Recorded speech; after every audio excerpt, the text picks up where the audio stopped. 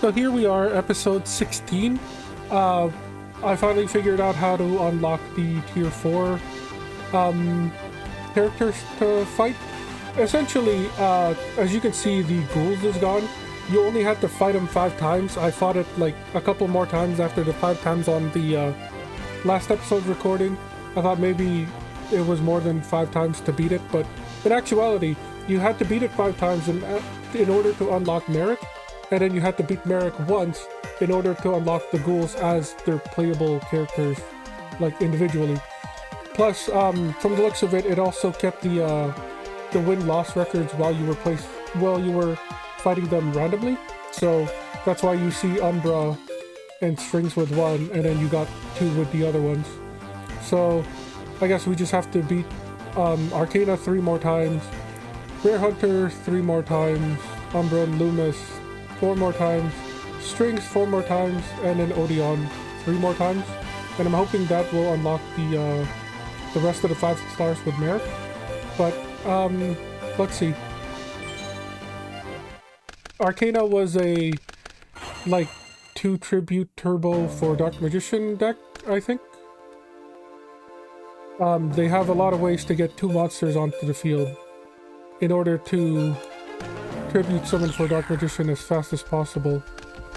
So they have like Change of Hearts and whatnot in their arsenal in order to be able to basically summon a monster on their side, steal your monster on their turn, and then tribute summon for Dark Magician essentially in 2 turns, which is a little bit annoying.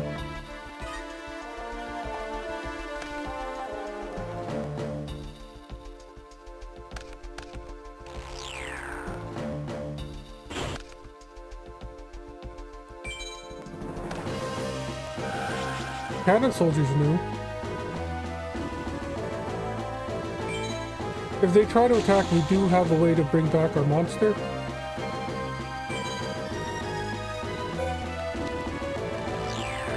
This should stop the attack. Now I wonder if they're going to tribute Cannon Soldier off in order to deal 500 to us. No? Okay. The computer's not that dumb. We do have a monster on the field. We can just summon Dark Zebra here. They won't have to go defense mode. I kind of don't want a Heavy Storm, just because we're doing a 2-for-1 trade. 3-for-1 actually, because we were going to lose the monster as well.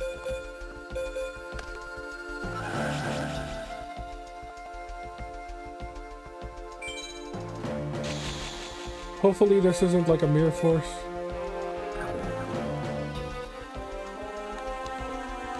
There was a Mirror Force. A little annoying, but there's really not much we could do about it. We're playing a beatdown deck, so we don't really have the 2000 defense walls to avoid a Mirror Force. 1 tribute for 1750. We still have La Jin in hand. That can easily dispatch this card.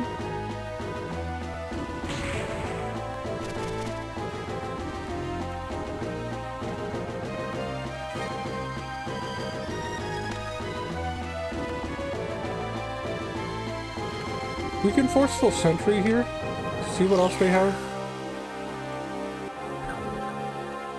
Dark Magician, a Dark Hole, and a Cannon Soldier. We're gonna get rid of Dark Hole, because we're about to wipe their field here and we don't want them to clap back. Because we got rid of the Dark Hole, I'm a little more safe into thinking we can do a United We Stand play.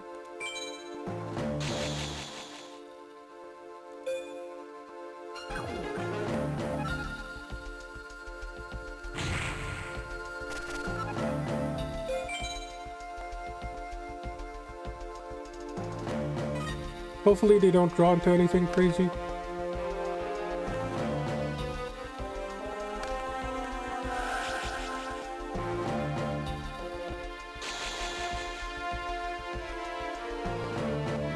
Alright then. I'll take an attack position Cannon Soldier. That's more damage that we can deal.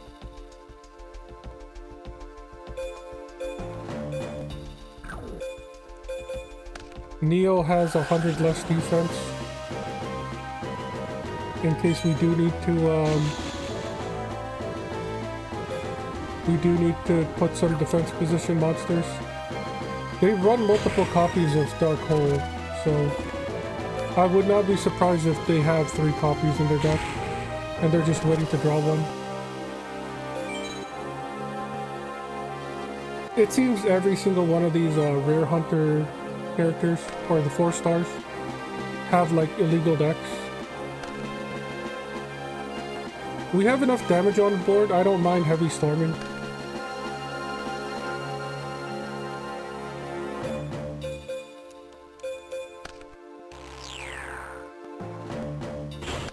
Better than getting Mirror Forced again. Negate attack.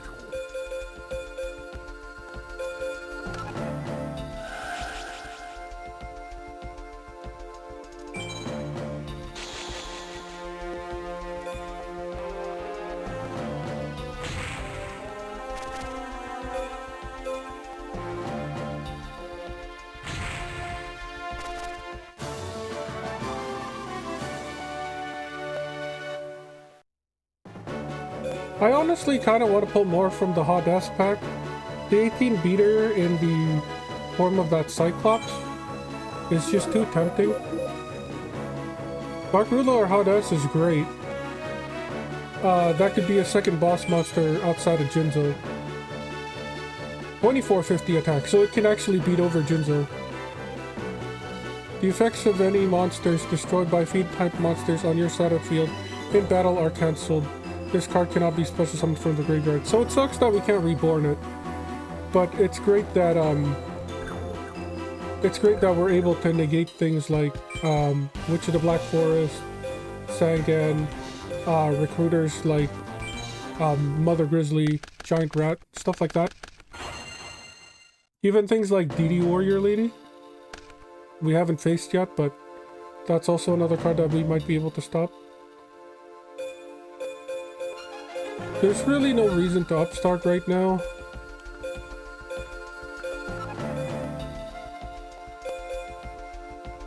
We can do like Harpy's brother, hope they don't have anything, and then tribute it off for Jinzo.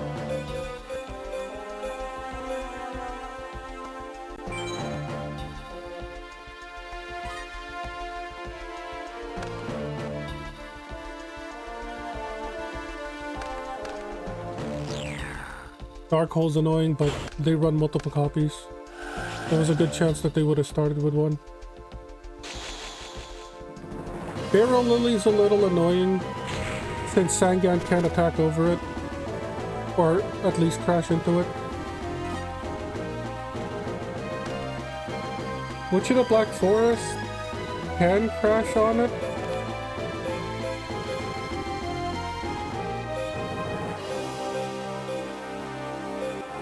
Problem is, if the back row is another like Mirror Force, we're just wasting. Let's see what we draw off of this. A Dark Zebra, that doesn't really help much. I really don't want them to have a monster, because they have tribute summons in their deck.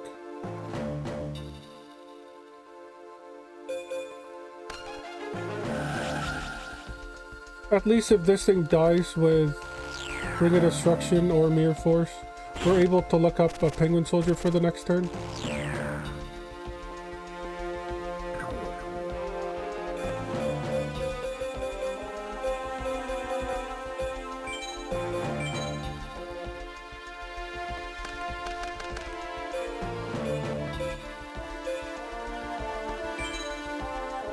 We can set Penguin Soldier next turn. Hopefully they tribute that that Barrel Lily off for, I think it was a Beast Tamer. They're just attacking with it. That's not the worst. Swords of Revealing Light is annoying.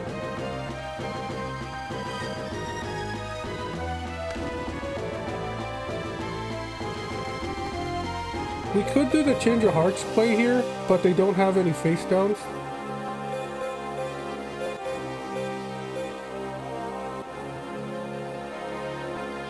We could set the Sangan to thin out our deck a little.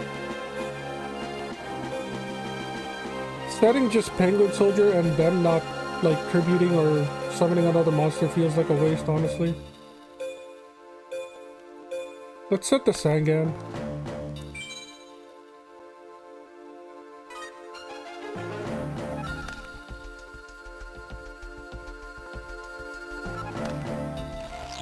Raigeki. They're wasting all of their power spells, which is great.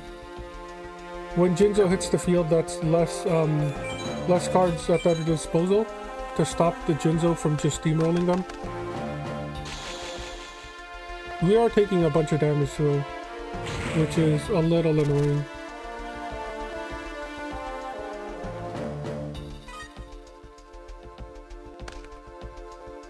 Force Raider is amazing.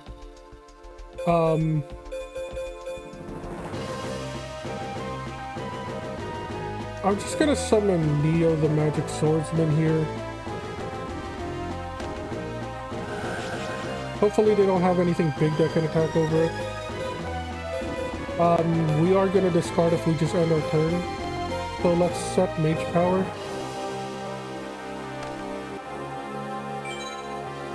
Keep the Force Raider, because if they do get another Slate Warrior, we could go Force Raider plus Mage Power to attack over it. They're still bricked up, I guess. Noblemen of Extermination, they don't have the face down. We could Dark Zebra here, since we have another monster on the field. I believe this is the turn that, that Swords disappears.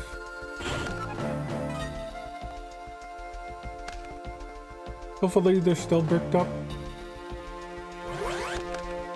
A tribute set that can't attack over 1800. It could be that that 1750.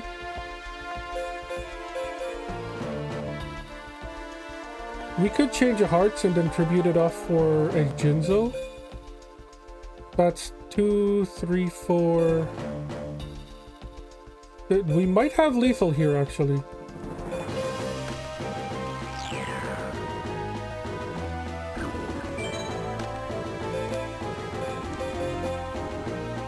Yeah, 1900 defense.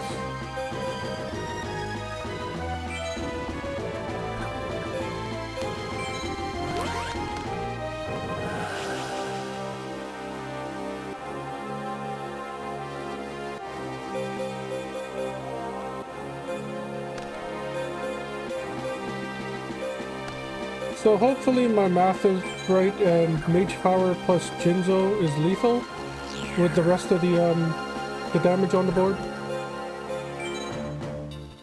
So that's almost 4,000, 5, 6, 7, 8. I think we're off by a little, which is annoying.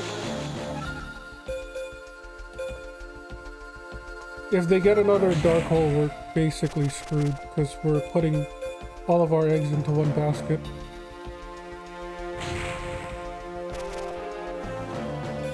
Yeah, they live with like 500. We needed one more spell. Unfortunately, we needed the Change of Hearts to get their side of the board empty.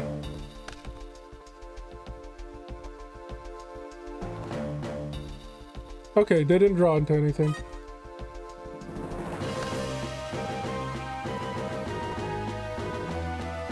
We're just gonna hop straight into the battle here. Go to town with Jinzo. No need to delay it any further.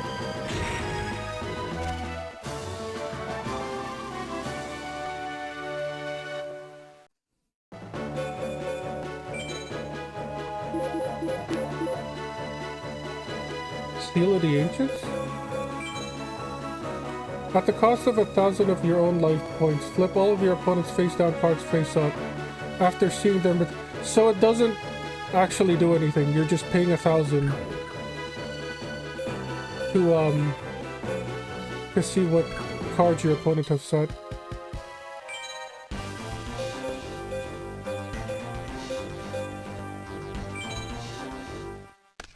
Game number 5. Hopefully we win this. It's gonna be a pretty short episode for all of these tier 4 characters because of the RNG with the ghoul, but I mean, that's how the game is.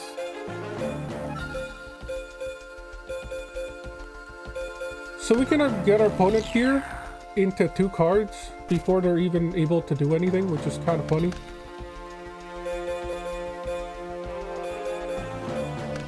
If we could also get a copy of Confiscate, that would be hilarious. Raigeki is annoying, Pre-Mat is annoying. I don't know what's in the graveyard, I should have checked.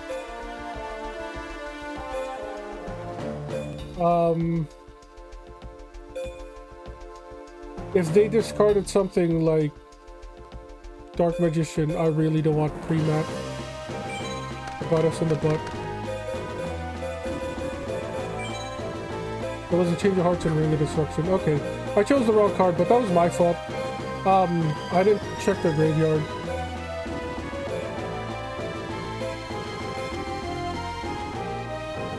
Let's just set Magician of Faith here. Hopefully it'll be Raigeki bait. If not, we can flip it up and grab another Delinquent Duo. There's the Raigeki. We know that the face down is a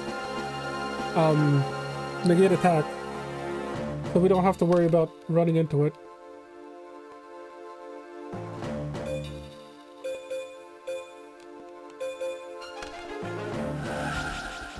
There's no point in paying 1,000 to talk directly with Dark Elf when it's just gonna get negated. Harpy's brother attack is free.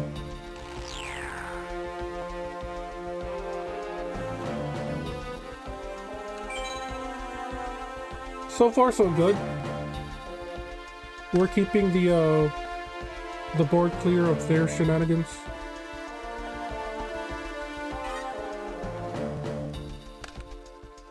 Imperial Order is great if they can draw into more spell cards to waste.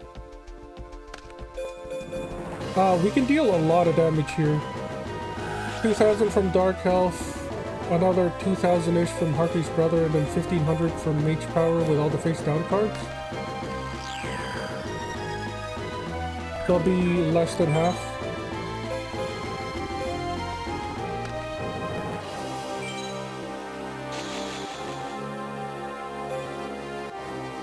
I'm pretty sure I said before, the only thing threatening about the 4-star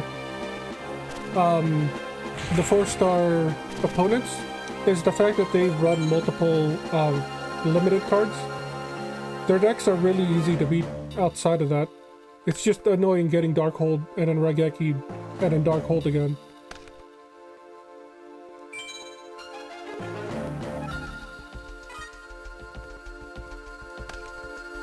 We have Cross Out. We don't even need to fear to try to trigger something that might bite us in the butt.